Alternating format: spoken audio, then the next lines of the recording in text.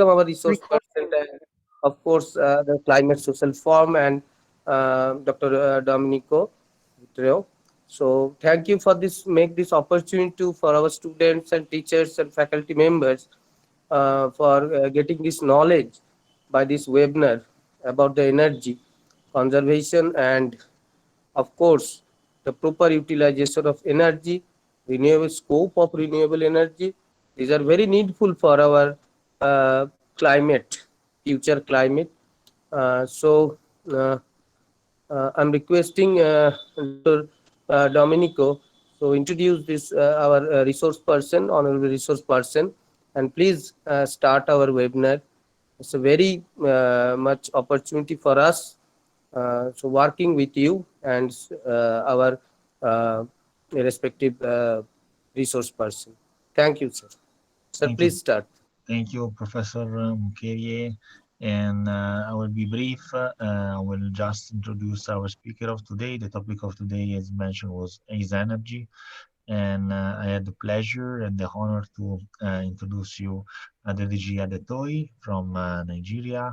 He's a young researcher in the topic of energy. And yeah, I will give the floor directly to you also to briefly introduce yourself, Adedeji, and I will share the presentation. Yeah, thank you everyone and good day to everyone. Hope you can all hear me. Yeah, we can hear you. Yeah, thank you very much. Yeah, my name is Adedeji Adetoji. A research personnel at Energy Commission of Nigeria here in Nigeria, and it's good to meet you all and to also be on air today to just talk to you all about renewable energy sources. So, can you just help me with the slides while also? So today we'll be talking about the sources of renewable energy: solar, wind, bioenergy, hydropower, hydrogen. Actually, hydrogen is not really a renewable energy source, but an energy carrier and an enabler for renewable energy. So that's why I put it on the list. Don't get confused about that. And if I'm going on, if I'm too fast, you can easily just call me back. If you have any questions, you can just let me know also. Then we have geothermal and we have waves and tidal. Sorry, next slide, please. So presently, this is what we're having. We have like the main sources in which we have the conventional sources in which we have the oil, the coal, the natural gas, the uranium, the one which we know of. But with all this, all we could say or what we have presently had been effects on the climate change, effect on our climate, effect on our weather, effect on even on our environment and our nature at large. So with all this, we could see like securing our future and being on a sustainable format. This has to be with and has to come with a change also. And you can just go on, please. And you could see with all this is burning of fossil fuel, burning of generating cells, all in a more conventional way, really affecting our atmosphere. Next slide, please. Resultant of what we have earlier, this is what we could see. We could see glaciers melting in the polar north. We see increase in greenhouse gases also, and we also see floods in some places, and also with heat waves in other places also. And this had been the effect of conventional sources of burning, which is fossil fuel. So which tends to like make us to adapt and change also. Come to our aspect of climate mitigation, trying to cut all our greenhouse gases and trying to switch also into a new and more cleaner way of energy generation. So next slide, please. So the next one I'll start with solar energy. Solar energy, as you all know, is just a radiant light which comes from the sun. Its main source is just from the sun. And we have the two aspects of application of solar energy. One is photovoltaic and the other is thermal. So photovoltaic has to do with the use of panel. I know most people have been seeing all this solar home system, panels, and every other thing incorporated together to form a module in which people use to lighten their house. While the thermal system has to come with a use of some glaciers and also use of let's say a collector, which tends to like being used for either a solar cooker or a solar heater. Then the next slide, please. The next slide, we will be seeing the module, how a PV is. You could see from the first one, in which you could see top, you see a cell being attached together, then also being coupled to form a module. While the second side of the right hand side of the screen, you'll be seeing how it really works, the working system of a solar PV, how the sun strikes it, how the electrons move from one to another, and also how it generates electricity. Next slide, please. And also, around this, you can see how it all can be combined together. You have a charge controller, you have an inverter, you have a solar array, you have a DC also, and you have the load also. The main reason of an inverter is for it to convert DC to AC, which is majorly how the energy is being generated from the solar array. Why the DC load, you can see they can be easily and directly connected to it just by the use of just a charge controller. And you could see a battery over there also, which the charge controller tends to just to like control the amount of charges that are going through the battery. Next slide, please. Yeah, over here you could just see just a shortened video. Can you just please help to play the video? This is just an array of what you will be seeing in the next few years. You'll be seeing we having a solar system charging and EV vehicles, because this is just a feature of what we'll be having presently. Because with this, you know, like not we have to like charge our vehicles by just a solar PV. What the next one in which you'll be seeing will be the application of a thermal home system. Next slide, please.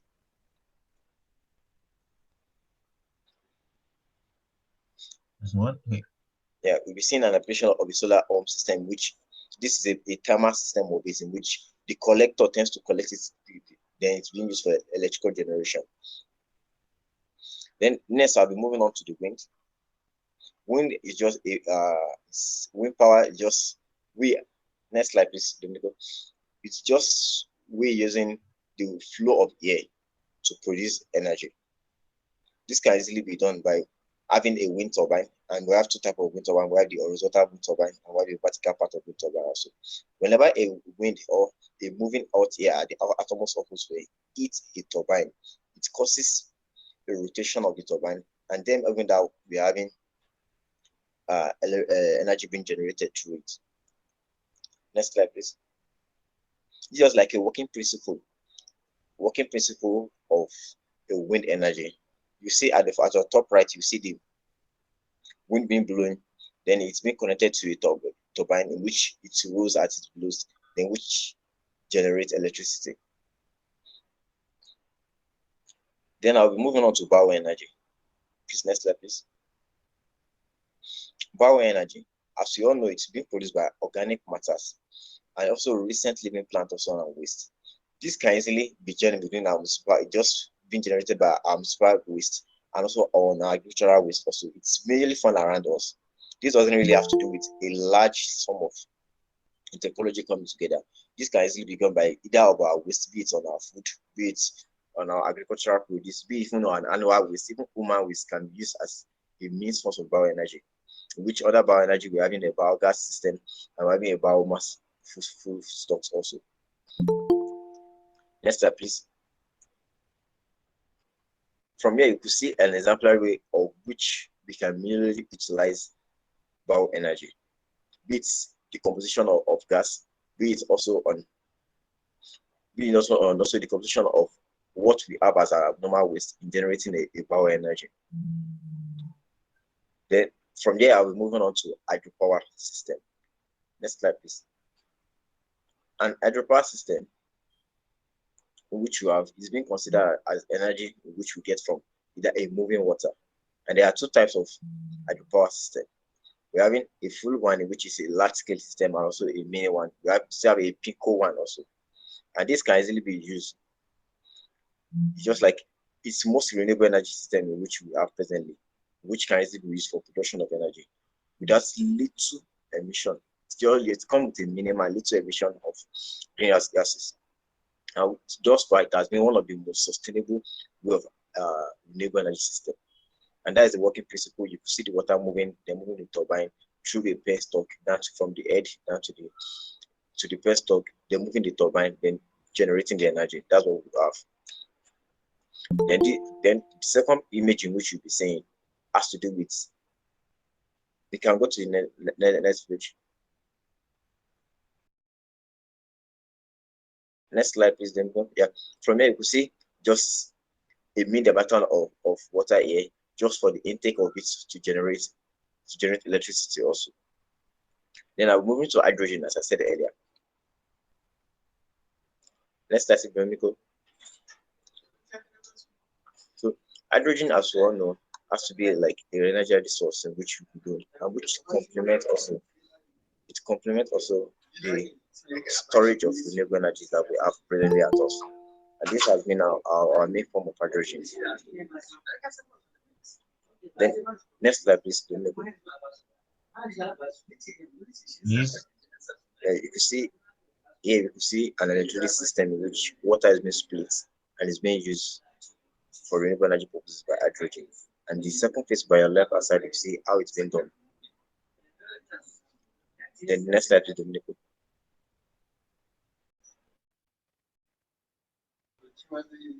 Just one moment.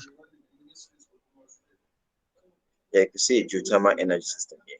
This has been done in, I think, Iceland presently and some part of East Africa, in which water has been injected down into the earth crust just for it to form it's being heated up, then it's being used also to turn the turbines. You can go on to the next page to see the example format of that. Yeah, this is just an example format of that, in which you see the water being injected into the ground, then it came to back up, then as a steam just to generate electricity also. And the tidal power. I think that should be the next one. Next slide. And tap power is a form of energy in which tidal action within the ocean and within the ocean current also is used to generate electric power.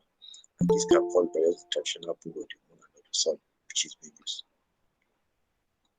And yeah, that's just an example of how it's been done under the help of ocean currents. And this one is being called an stream system, and this particular one is being called an offshore settlement system also. So, can go to the next slide. For we to have a sustainable energy system, you have to bring an integration of either wind power, a PV power, an hydrogen carrier also, and also a backup generator or another conventional generating set also for to have a sustainable future. And this has to bring with an energy mix in which we all desire, which we all have. Yeah, thank you very much.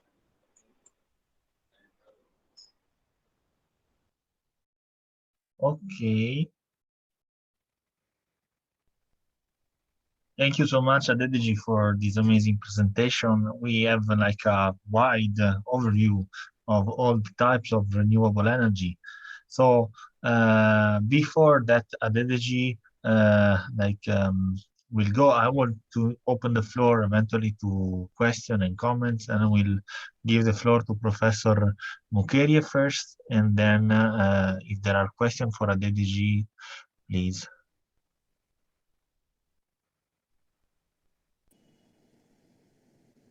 Yeah, thank you. So, anybody have any question from our student end? If you have any question, you can ask. তোমাদের কারো কোনো question থাকলে করতে পারো।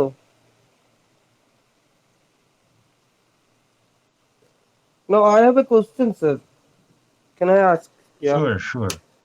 So yeah, one is things that for non-conventional energy, actually, whatever the solar energy or wind energy or geothermal energy, the efficiency or the actually the problem is proper technology, because the initial installation is very high, number one, and number two is as we familiar with the electricity or thermal energy or nuclear energy, but we are not so familiar with this technology, so there is a little bit of uh, maybe ripple from the non-conventional energy. So this myth, actually, I think, is it how much true that the non-conventional energy are technically not efficient, and these are not user friendly also? Is it right or wrong?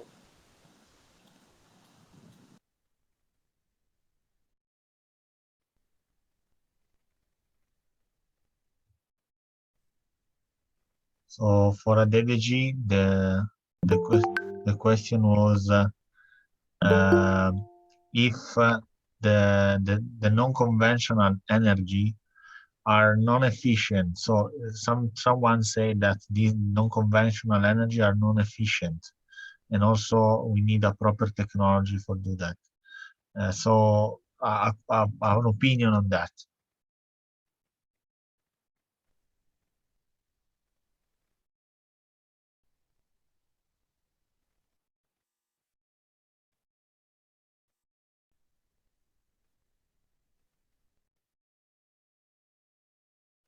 One moment.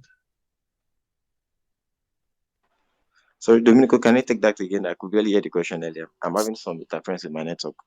Okay, so Professor Mokerie asked if non-conventional energies or renewable energies are non-efficient as they said. So sometimes renewable energies are classified as non-efficient, but that's Okay, not okay, true. I get that. I get that. Okay. Judging about the conventional energy system which we have been, it has been a long development since the 1970s, in which you've have the fossil fuels on ground, and which you've already developed enough technology for us to have a stabilized conventional system. That's why everybody thinks like renewable energy has been virtually intermittent, and it has always been like a variable energy system. But the aspect in which we are going right now has been integrating renewable energy into having an hydrogen production. And if that's why I brought in hydrogen on the slides, hydrogen has been stick to be a missing link for energy of the future. Reason being that if you have excessive generation of let's say energy during the day, it can easily be converted into hydrogen, which can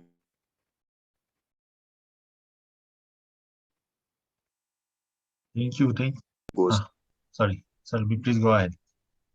Yeah, and same also goes like the image in which I showed earlier on the aspect of we having a solar panel.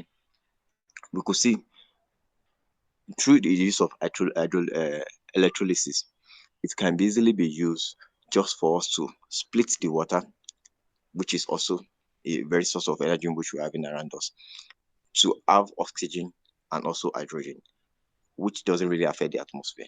And the oxygen can easily be run on our gas power systems as time goes on. We just little adjustments to have reduction in greenhouse gases generation, and also to have a stability in our energy form. So that's what is really happening right now, and that's what has to do with the future.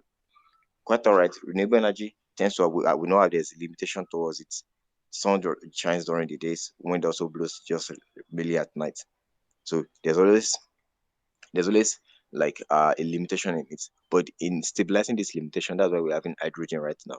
If you have excessive sun, like we presently like we're in the West African part of the continent, in which you have excessive sun during the day, you can easily just out of your system, which you can be stored in the battery, it can be used to split water to have hydrogen, and the hydrogen can easily be used for storage also. And right now it's a lot of technology has been going to hydrogen. I know a lot of people have been hearing a lot also on hydrogen and the effective way in which hydrogen can be used. It can be used in car, it can be used in electric generation, it can be used in virtually everything.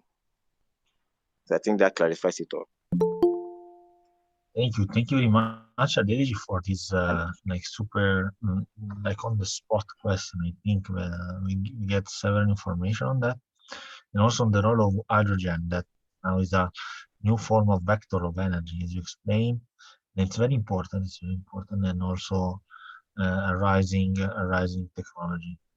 I don't know. I think that we have a one time for last question for Adedeji. Then we can leave Adedeji go. So don't be shy. I think that it's a great opportunity to have Adedeji here, and let's ask him.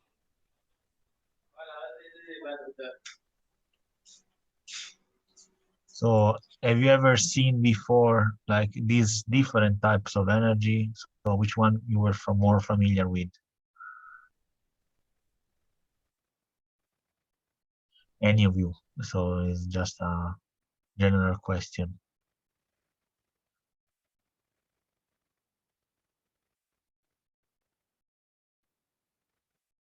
Okay. So if there are no questions for Adedeji, maybe we can take a small break because it was supposed to be also another speaker.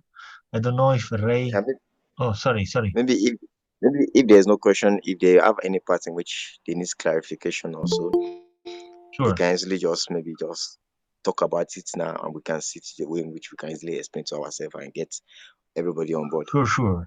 So, as Adeji was saying, if someone of you have some, I don't know, particular part of the presentation that need to be clarified,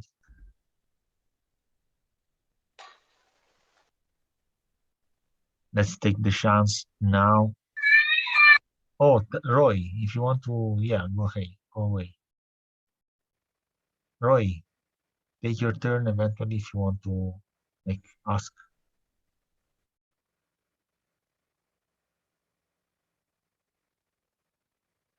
Okay, it seems at Adedeji that we are being super clear and everyone has understand all. So thank you very much, Adedeji. Many thanks to Ah, everybody, Sir, and thank sorry, you there for is the a question, opportunity. Ray. Please, yes, go ahead. hello, sir. I am Neha Roy. Yeah, we can hear you. Sir, I asked that we only talk about that we can do it, and we attend many seminars, webinars about nature, about for climate condition. But day per day, we only worsen our environment, our nature. So, can we individually do something in lower level? Okay, I think I get that. Like, can we do something within our environmental system just to make it more conducive and more habitable for us? Is that the question? Yeah, Yeah, I guess everybody has there's something called a carbon footprint. It tends to calculate the amount of energy or the amount of what you use on a daily basis that really affects or contributes to the greenhouse gases in which are around us. Like, let's just take an example of we staying in a house now. Virtually everybody's staying in the house now. Then we move from room to room. We turn up the lights. We use heater. We do all those ones. Those ones add also personally to greenhouse gases because those are the energy being generated and which we use. So it's more advisable, like if you are living in a room and the room is empty, you turn off the lights while living. That is reducing the carbon footprint of everyone. Instead of we using a private vehicle, and we could know like there's a public vehicle in which can have a share vehicle in which we could use together. It's easier also to do something of such share vehicle also by doing this or by bringing about this all this all these personal all this personal how will I put it, all this personal way in which we can just cut our emissions. These are little ways in which we personally we can make it all more energy efficiency, and also we can easily just cut all emissions being used. Just like merely an approach to our behaviors in which we use during energy usage also. And this also can be done also. There's a lot can be that can contribute also to it. Like the use of also of when it comes to aspect of clean cooking, instead of we cutting down our trees and using it for energy like cooking, we can adopt clean cooking technologies. Like when I shared earlier about bioenergy, there's an aspect of bioenergy that has to do with biogas. Biogas has to do with the composition of our waste, be it agricultural waste, be it human waste, be it animal waste, in which we can easily just use to get biogas. Biogas comes as a rate of maintained CH4, in which can be used for clean cooking also. So these are other attributes and behavioral approaches in which can bring about a social responsibility in us in driving a sustainable future. Thank you. thank you very much, Adedeji. Thank you, sir. Okay, so I think that now Adedeji needs to leave, and I think that we virtually we can have a big applause for him. Thank you very much for your speech and for your availability to the webinar. It was supposed to be also another speaker, but I don't see him connected. I'm asking if Ray Kiliko he is there. No, I don't think so. Maybe like greeting Adedeji. So Adedeji, thank you very much again. I don't know if you're still there. Okay. So we can take another question. Maybe Adedeji is still here. So if you want to like have another question for Adedeji, Adedeji has some time also again.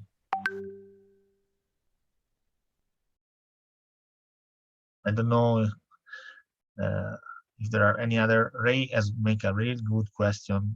What we can do in our like space in our life, also individually. Also on the footprint, Adedeji has very well explained the concept of carbon footprint or in general footprint, also energy footprint, waterproof footprint, and so on. So I don't know if there are any other questions. So in the case I have just one to discuss a bit the topic. So actually, Adedeji has shown the importance of combine different sources of energy. So not just one, not just solar, but solar with wind and so on.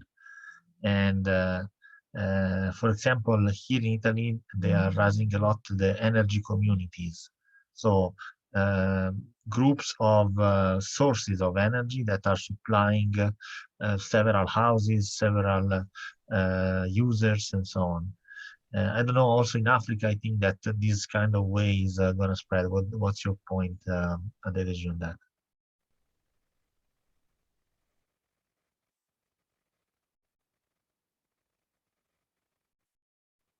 I think you are muted, Adedeji. Yep, please come again. I didn't really get the last So part when you said that Africa. if the energy communities are also spreading in Africa on the microgrids and so on. Yeah, presently, that is the main initiative in which we are presently having here in Africa. Development of more of mini grids and microgrids also within neighborhoods in areas in which are underserved and also in which areas in which are unserved. Areas in which are underserved, I mean area in which they have low shedding areas in which probably maybe you have 6 hours or 8 hours light in a day and not of 24 hours, or areas in which there is not even power by the distribution complex, which is totally off the grid.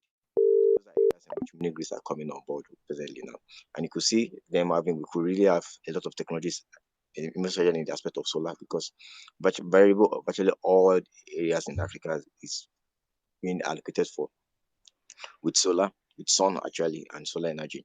And we'll be in that you see a lot of solar home systems developing, a lot of even energy efficiency that has to do with maybe little use of solar energy and maybe solar power. You see like lighting, fan, virtually everything in Africa presently is come with all this technology.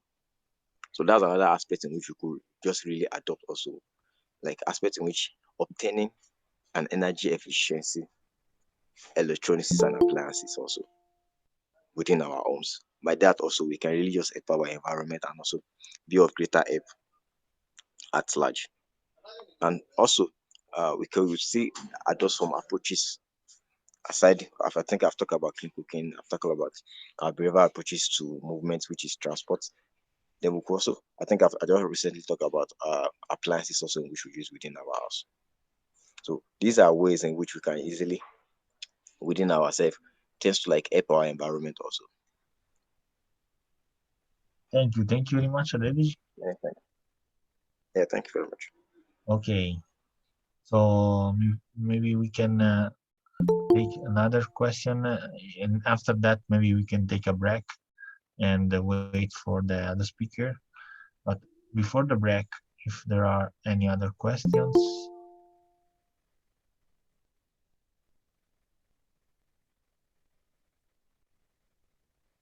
So also I have a question for you. What's the situation on renewable energy in India, for example, no? So how they are known, if there is like the awareness of these kind of energies and so on. So what's the frame in India regarding the renewable energies, for example?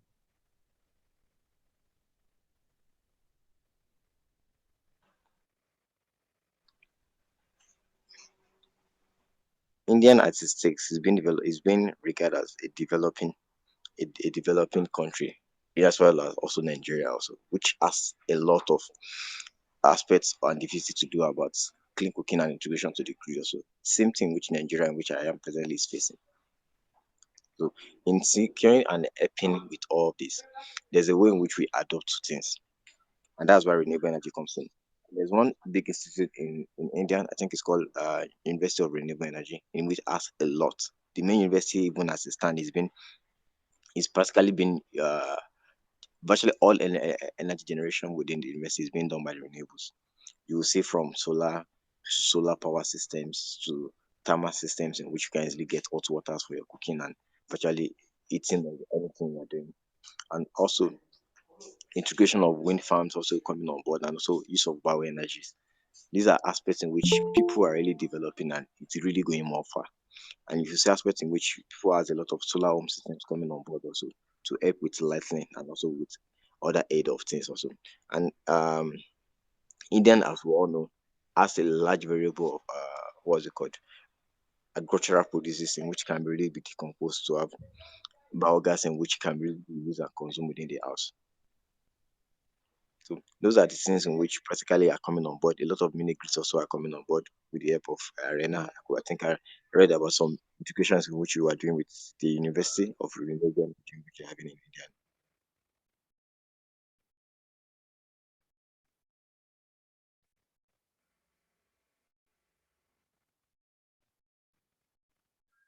Thank you. Thank you very much, Adedeji, also for responding to this question. I think that now we can take a small break of 5 minutes.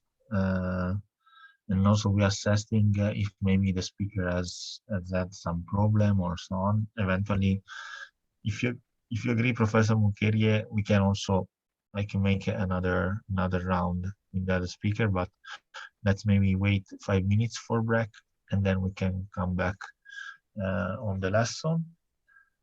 In the meanwhile, many thanks and for Adedeji that has been so kind to accept the invitation and to give such a wonderful presentation. I don't know if Professor Mukerie wants to see some final words to Adedeji.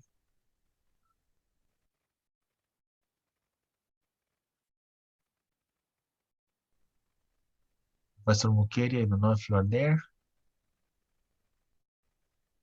Okay, so let's take the break of 5 minutes and thank you, Adedeji. Thank you again. Sir, Yes, sir. Yes, Ray, please. sir, I have one question that how we can make green energy more affordable for people over the fossil fuels? Uh-huh. Adedeji, to you. Sorry, come again. The use of green energy over fossil fuel power. Yeah, how we can make more affordable the use of renewable energy against the fossil fuels. Yes, When sir. when you have to talk about the main use, that means the one what you have to do first is have enough technology. As I said earlier, fossil fuel, majorly in which I would just say conventional energy, came on board. That was 1917, more than almost 40 years ago. And you could just know by assistant, virtually all our eating, lighting, movement, transport, living, building, everything is being based on it because there has been a lot of technology on it. So one of the main things is just like research and development first. By then you have to bring about innovations and also technology also, which can easily limit and also reduce the amount of expenses you incur when you're having a solar home system or when you're having an application of renewable energy. And as we all see, presently those has been tagged along with hydrogen. That's why you see a lot of advert, a lot of uh, talks going around hydrogen because hydrogen tends to have virtually everything a conventional system also had. But the issue about it is just the expensiveness of it, and which it has to do with a lot about electrolyzers, in which is being used to use split uh, water or virtually any form of sources in which you use in and having an hydrogen. And that's what we're having right now. But the first thing we could have is one, research and development, and two, also political will of each country also. Lately, from the last COP, you see people committing also into net zero and also then reducing their emissions also. So we can only reduce our emission by committing and also switching into renewable energy systems also. And by doing this also, you have a governmental and a societal approach to it. So with these two things, we can easily have a better, very better future and also have a net zero future. Thank you. Thank you very much, Adedeji. So I think that now Adedeji Thank you, sir. really needs to leave. So thanks again, Adedeji. And see you maybe on another webinar. For now, let's make 5 minutes for break, and then let's wait the second speaker. Thank you, Adedeji. Yeah, thank you very much. I'm willing to come back anytime. Yeah. Thank you very much, William. And greetings, everybody. And Bye. thank you for the privilege. Yeah, bye-bye. Bye. So I will leave the call open, and we like just take 5 minutes on break, and then we come back.